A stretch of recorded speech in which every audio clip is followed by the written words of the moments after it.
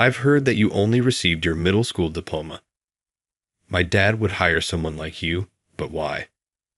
I am employed at a modest publishing house. The new president summoned me in and asked me a lot of questions about my schooling after the death of the previous one, Mr. Morgan. This new guy flatly denied my presence in the company, in contrast to the late Mr. Morgan, who had established a work atmosphere that even someone like me, lacking any formal education or physical strength, could manage. You and other incompetents are fired. You freeloader, get out of here. Even though it was the only job I had been able to get, I was coerced and humiliated into leaving. He was unaware that this modest business would soon face a problem as a result of his heedless choice. Kevin Johnson is my name. I had a weak constitution from birth and was frequently ill. After I started elementary school, it grew worse, and I spent a lot of time in and out of the hospital. I started reading books as a hobby. I found it difficult to relate to other children, and I was frequently resting in a hospital bed while my classmates studied in class. My parents brought me a ton of books because they were worried about me. That was the beginning. I would become so engrossed in reading that I would lose track of my surroundings. I could be anybody in a book. I might be a villain, a wizard, or a hero. I could live under the sea or travel to space. I adored how books gave me experiences that I could never have in real life. I started out reading easy children's books before moving on to more difficult literature.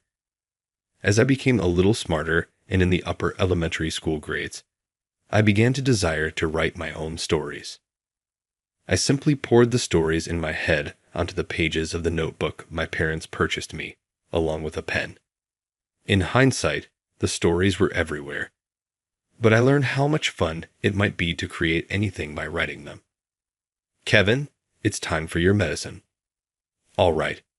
Hey, I authored this, Dr. Irwin. Dr. Irwin would come to check on me, the nurse who delivered my medication, and even the other patients in the room would see my stories. Whoa, that's excellent. Kevin, you truly have a gift. Don't you love reading? Yes, I adore them. I'd like to write more. My stories were acclaimed by all. Good or bad, I'm sure they were only trying to be nice to me since I was a child. I had an endless amount of time. I became more and more engrossed in literature the more I read and wrote about them. My health deteriorated once more in middle school, and I was admitted to the hospital. I was writing and reading as usual when a boy in the bed to my right struck up a conversation. He appeared to be around my age. Hey, what are you always writing? Homework? Nope, I'm writing my own original novel. Really? That's awesome. Can I read it too? He seemed genuinely interested, his eyes lighting up as he looked at me. I'm still working on this one, I said, then pulled a different notebook from my bag beside the bed and handed it to him. He had a broken right arm, so he took it with his left hand. He propped the notebook on his stomach and clumsily turned the pages with his left hand. I remembered seeing him struggling with his meals before. He was clearly right-handed. Wow, this is good. Like really good. Thanks. That means a lot. Of all the people who had read my work, he gave the biggest reaction. When he asked, "Do you have any more?" I pulled out several more notebooks from the same bag and handed them over. Each time he finished one, he praised it with exaggerated excitement. Hey, don't you have any illustrations? I think having pictures would help bring the world of the story to life even more. Illustrations, huh? I can't really draw. Since I started writing, I'd thought about the same thing he pointed out. I'd spent a lot of time trying to practice drawing, but I never got any better. Many novels don't have pictures anyway. I'd eventually gave up and decided to just focus on writing. That's how I ended up giving up on drawing altogether. I see. I can draw, though. I got the highest grade in art. You can draw? That's amazing. I'm jealous. I've wanted to add illustrations to my stories so many times. When I complimented him, he glanced down at his injured arm with a hint of sadness. If it weren't for this, I could have illustrated your stories, you know. He really seemed frustrated about injuring his dominant arm. The idea of him drawing for my stories. I'd always created alone, but working with someone sounded exciting. When I get better, I'll come show you my drawings. If you like them, someday I'll illustrate your stories. Deal? He said cheerfully, lifting his left pinky and introducing himself. I'm Shane Turner. I'm Kevin. It's a promise. I stretched out my arm from my bed and hooked my pinky with his. Just like that, we promised each other. But right then, my body gave out. My condition worsened, and I had to be moved to a private room. Thankfully, I recovered quickly and returned to the shared room. But by then, he had already been discharged. I never got to see his drawings.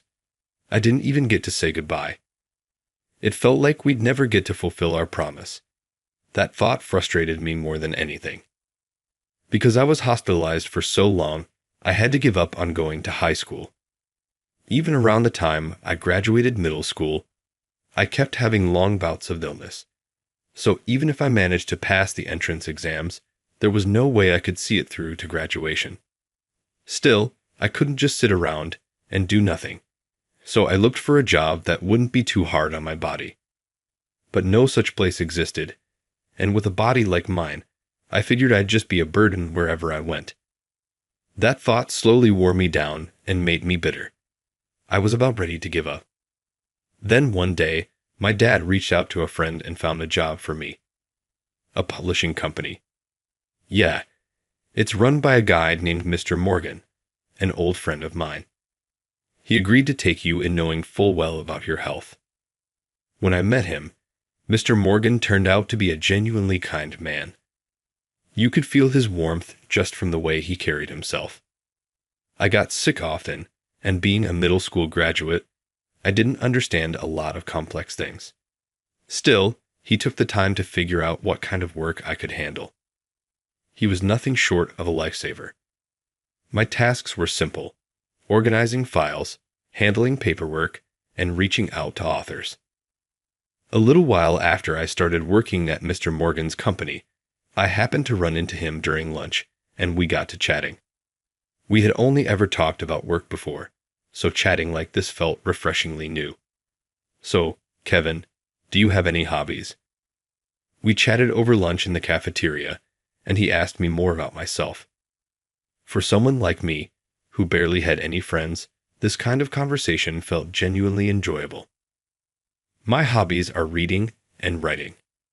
When I was in the hospital, I had a lot of free time, so I read and wrote a lot. Writing? Huh? That's a productive hobby. Are you talking about comic books? No, I can't draw. I write novels.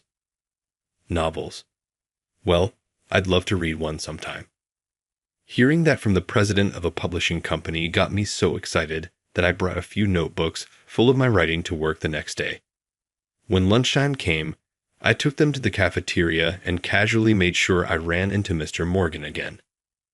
You wrote this all by yourself? Yes, back in elementary and middle school. Mostly while in the hospital. I see. Well, I think it's a really interesting story. He praised the idea highly, even though the writing was still rough and clearly in need of polish. The world building was detailed and well thought out. Mr. Morgan seemed genuinely impressed the moment he started reading. The descriptions have real punch. I think it would make a great comic book. If you're okay with it, I'd like to find an artist to illustrate it.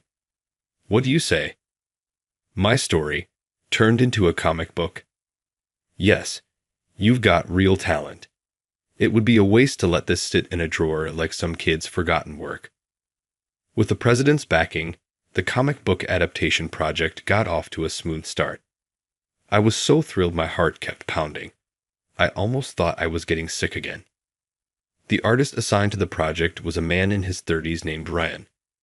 He was a comic book artist already working with our company and had one ongoing series.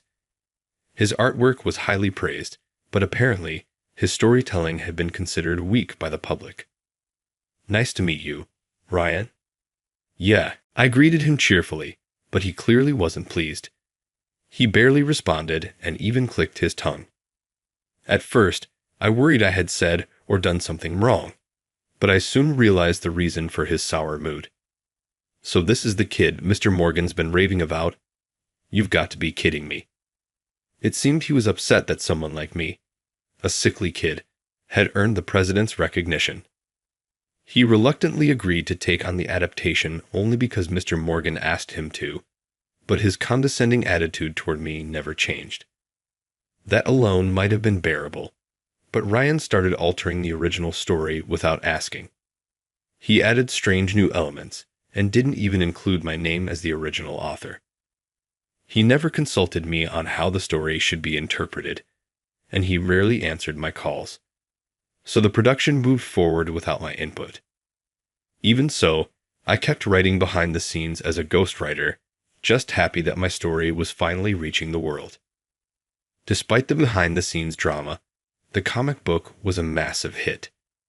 Readers said it was surprisingly well written for one of Ryan's works. The story I wrote was about a high school student who joins a demon hunting club and battles evil demons. The title was Demon Slaying Academy. I made sure it was easy to follow, with signature finishing moves and a diverse cast of characters.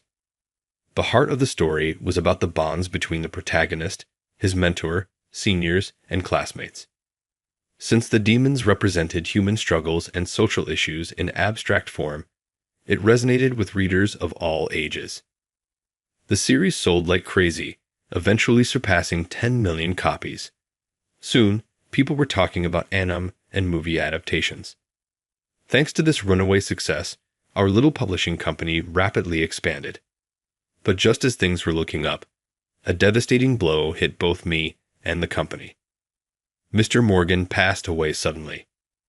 They said it was due to an illness, but he had always seemed healthy, and there were no signs that anything was wrong. It all happened so suddenly. The company was thrown into complete chaos. The vacant president's seat was filled by Simon Morgan. He was the late Mr. Morgan's son. He was still young and had been working for a company in the U.S. until now. It had nothing to do with publishing, so he didn't understand the business at all. Proud of his Harvard degree, he held strong beliefs in academic elitism. When someone like me caught his attention, I was promptly summoned to his office and, as expected, grilled about my education. So, Kevin, I hear you are a middle school graduate. Yes, I've been working here since graduating middle school. You. Why did my dad hire someone like you? Lately, besides writing the original story for Demon Slaying Academy, I had also started helping with clerical work. But Simon, who still didn't know who did what in the company, only saw me doing office tasks and assumed I was just a low-level assistant. Let me be clear. Unlike my dad, I don't keep a useless middle school graduate around out of pity. You're fired. Get out of this company, you worthless leech. His sheer hostility nearly made me cry, but I couldn't back down. My father and the late Mr. Morgan gave me this opportunity. I couldn't let their efforts go to waste. All you do is run errands, right? We can hire some part-timer for that. There's literally zero reason for this company to keep you around. I froze, unable to say a word back. Simon took that as a green light to keep tearing into me. Maybe I should just quit like he said. The thought crossed my mind. But no, I couldn't give up. I summoned all my courage and spoke up. Please judge me by my work, not just my education. Your work? Yes, I can't leave just yet. At the very least, please let me finish the comic book that's currently running. If I had to go, I at least wanted to bring the series the late Mr. Morgan believed in to its proper conclusion. Out of respect for him, I couldn't let it be finished. I pleaded with all my heart, but Simon wouldn't listen. Huh, don't be ridiculous. A comic dreamed up by some middle school graduate? Who cares? It's probably garbage anyway. I told him the series was Demon Slaying Academy, but he just scoffed. Sounds exactly like the kind of thing some dumb kid would come up with. He had been in the US the whole time, so he had no idea about Japan's entertainment industry, let alone that Demon Slaying Academy was a massive hit with anime and movie adaptations in the works. If you're that desperate to keep writing, go do it somewhere else. You're fired, and that's final. It hit me, and there was no changing his mind. If I told him about the anime and movie adaptation deals, he'd probably steal the rights and kick me out anyway. That would be a betrayal of everything the late Mr. Morgan stood for. To avoid that nightmare, I said, "All right then. Please prepare a document stating the company waives all rights to the work I created. Since you say it's worthless, you shouldn't need those rights, right? Fine. I'll have it drawn up. Now get lost." That was the only thing he agreed to. I bowed to Mr. Morgan and walked out of his office. My resignation was now final. I felt bad for my father, but there was nothing more I could do. As I walked down the hallway, I ran into Kyle, the editor in charge of Demon Slaying Academy. "Oh, do you just speak with Mr. Morgan?" "Yes, I decided to resign," I said plainly. He looked completely stunned. "What?" he shouted in disbelief. "Wait, Kevin, what's going to happen to Demon Slaying Academy if you leave?" His voice cracked with panic, but he didn't care. Demon Slaying Academy had become the company's biggest project by far. It was no wonder he was panicking. I was told by Mr. Morgan that the company would relinquish all rights to anything I've written. You've got to be kidding me. When I told him I'd been called a useless middle school graduate and was told to take my writing elsewhere, he sympathized. That's unfortunate, but I guess it can't be helped. It seemed he, too, had his own frustrations with the way Mr. Morgan was running things. Come to think of it, I'd never heard of a publishing president who didn't understand the state of Japan's entertainment industry. "So, you're going to keep the series going somewhere else?" "Yes. I don't want it to end unfinished, so that's the plan." "In that case, I know a great publisher. Let me introduce you." He recommended a major publisher that everyone would recognize. Apparently, a friend of his worked there, and he was willing to reach out on my behalf. But would a company that big really take me in? Don't worry. You've got the best calling card, the rights to Demon Slaying Academy, and the title of original creator. It felt strange to say it myself, but yes, those would be powerful assets when moving to a competitor. I'm basically the series' biggest fan. I'm really looking forward to seeing it continue. I promised I'll finish it properly. After all the yelling and insults I had just endured from Simon, Kyle's kind words were almost too warm to handle. Tearing up, I bowed and thanked him deeply. The publisher Kyle introduced me to turned out to be every bit as huge as I had imagined, not just in reputation, but in the size of the company itself. The building alone was intimidating. As I stared up at its towering structure, my stomach started to twist. Though I didn't get sick as often as when I was younger, moments like this still brought on discomfort. "Excuse me, are you okay? You're looking really pale." Someone suddenly spoke to me. It was a guy around my age. I smiled and told him I was fine, and he suddenly looked shocked. I was wondering what was going on when he burst into a big grin and shouted, "Wait, Kevin, it's really you, isn't it?" Yeah, that's me." He clearly knew who I was, so I dug through my memory as I looked at his face. It all came back to me. "Shane?" That's right. It was Shane, the boy I met in the hospital all those years ago. We'd been abruptly separated when my condition worsened, and I never got to say goodbye. To run into him here, of all places, was surreal. "Shane, what are you doing here?" "I had some business at this publisher. What about you?" "I'm here for a meeting too." What a crazy coincidence.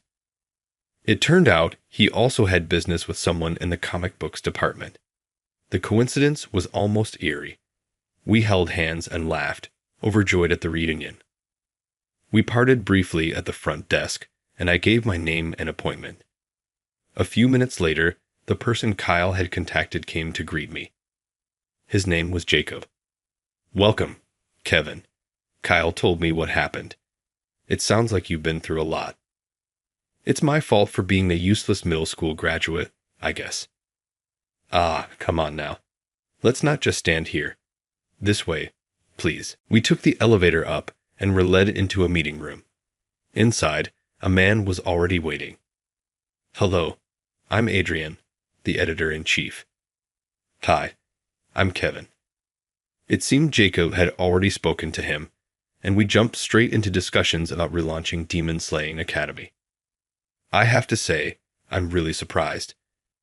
I never imagined the original creator of Demon Slaying Academy would choose our company.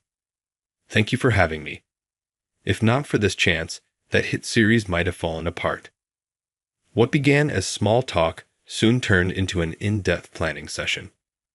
All the complicated legal matters would be handled by the company, so I was free to focus on writing. We worked out the relaunch schedule and other key steps. It was a productive and hopeful meeting, until a knock interrupted us. "Excuse me," I was told to join this meeting. "Shane?" It was Shane who stepped into the room.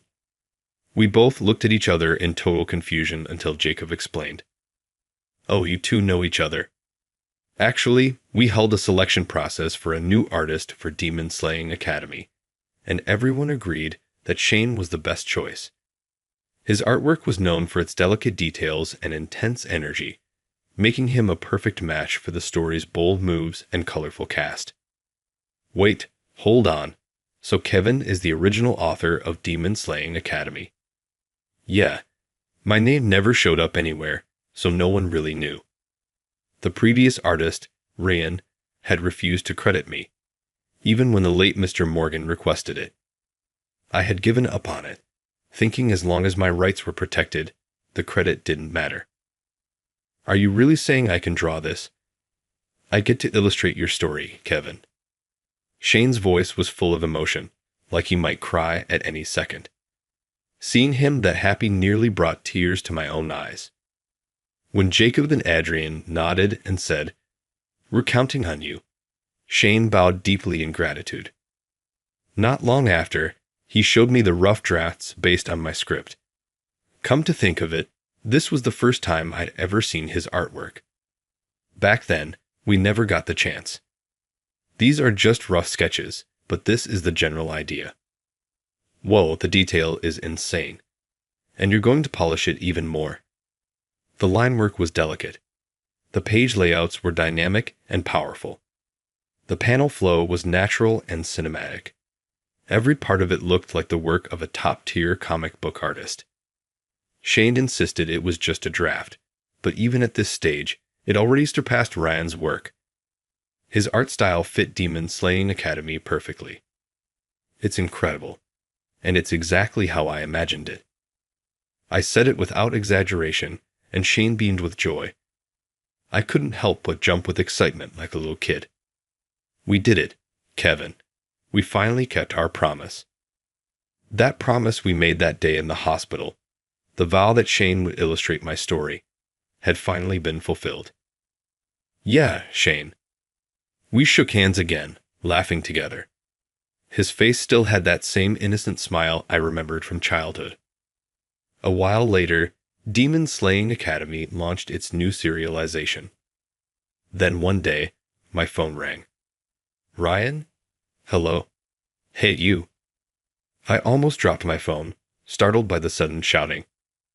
"Why are you yelling like that out of nowhere? Don't why me. You just up and quit the company." So that's what this was about. It's been over a month since I left. Why is he getting worked up now? Well, I was fired by Mr. Morgan, so I didn't have much of a choice. Don't give me that crap. And now my series is canceled. Nobody's going to read your story without me drawing it. Give me back the rights. Demon Slaying Academy is mine. I couldn't believe what I was hearing. He kept ranting and raving, so I just stayed silent and waited for him to calm down. If you got a problem, take it up with Mr. Morgan. He's the one who handed over the rights to me. He told me to take my work elsewhere, so I did exactly that. Even after explaining, Ryan started yelling again. Eventually, he started saying nonsense like, "If you're going to another publisher to continue the story, I should go too and draw it." He actually believed the success of Demon Slaying Academy was all thanks to him. But that couldn't be further from the truth. Sure, it was a huge hit, but many of the complaints from readers were about things that weren't in the original. All of those were changes Ryan added on his own. "You always looked down on me, didn't you? If that's the case, then why bother clinging to my story? Just find a new writer or create your own from scratch. You're the brilliant artist who made Demon Slaying Academy a hit, right? You little..." Ryan kept rambling on and on after that. Fed up, I just pretended to listen, waiting for the right moment to say what I needed to say. I didn't write that story on a whim. I spent time carefully building the world and its structure. But you changed things without even talking to me. And on top of that, you refused to credit me. That's just not right. After all his bluster, he suddenly had nothing to say. "You won't be drawing Demon Slaying Academy ever again. Goodbye." I hung up the phone before he could respond. It was my first real argument with someone, and it left me shaken and exhausted. But it also felt like a huge weight had been lifted. Now, what's this? Not even a minute later, my phone rang again. From Simon. "Hello. Kevin, it's me, Simon. Listen, I want to apologize for how I treated you. I shouldn't have fired you. Please come back. We'd love for you to write Demon Slaying Academy here again." He must have finally realized what a mistake it was to give up the series. Someone must have told him. Ryan? Or maybe Kyle. He was trying to sound remorseful, but I wasn't buying it. He didn't care about me. He only wanted the profit and prestige the series brought in. So I decided to shut it down.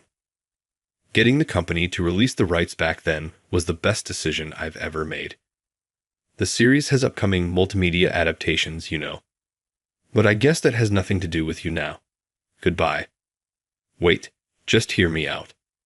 Simon sounded like he still had more to say, but I didn't want to hear his voice anymore. Just like with Ryan, I hung up to avoid further headaches. I blocked both their numbers. Together with Adrian, Jacob, and Shane, we decided to relaunch Demon Slaying Academy from scratch. Since the art had changed, we used that as an opportunity to rebrand it as a remake and started serialization again from the prologue. That way, we could strip out all the unwanted additions. Shane's illustrations, as always, matched my vision perfectly. Readers began saying things like, "The art and story are even better this time around." Of course that made me happy. But what touched me the most was seeing my name in print. The names Shane Turner and Kevin Johnson were side by side. The first time I saw that, I genuinely teared up. Online, there were tons of articles and posts, like the mystery behind a hit comic books publisher switch. I checked them out when I had time, but most of them were way off the mark. Well, I suppose all those online rumors just proved how much attention the comic book was getting. Since I stopped answering his calls, Simon has apparently tried to contact me through the company. But the last time I saw him in person was the day I resigned. Thankfully, the legal team here has been blocking his attempts.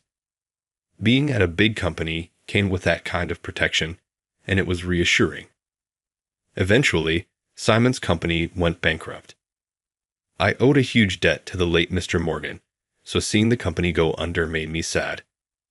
After I left, a lot of the talented staff began quitting too, unwilling to work under Simon. That led to the collapse of the company. All of it, the chaos and the downfall, happened because Simon became president. If only, when the late Mr. Morgan passed, they had let one of the experienced employees who truly understood publishing take over. But there was no use dwelling on the past.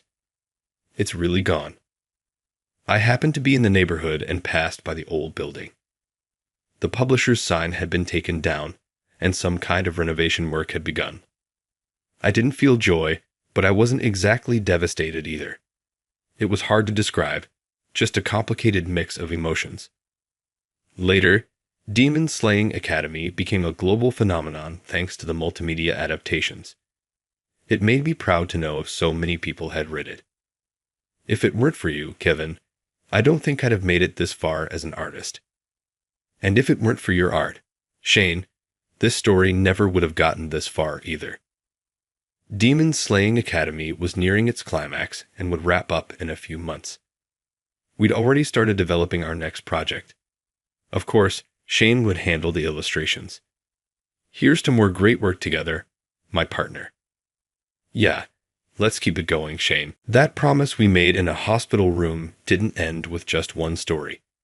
We plan to keep creating again and again together. After Demon Slaying Academy ended, we went on to release several more hit titles. People started calling us a legendary duo.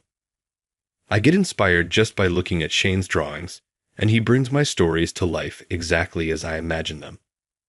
Maybe that's what makes a true creative duo. I guess the reason we complement each other so well is because our visions are perfectly aligned. We bounce ideas back and forth, discussing this and that, until we create something truly amazing together. That's what collaboration really is. One day, we received a fan letter from a child. He said he was often hospitalized due to poor health. But ever since I got into Demon Slaying Academy, every day feels fun. It reminded me of my younger self, sick, stuck in a hospital, and clinging to stories for hope. Writing and reading were my way of holding on. I never want to forget how I felt back then. I want to keep creating stories. I want to bring hope to people. With that in mind, I pick up my pen again today.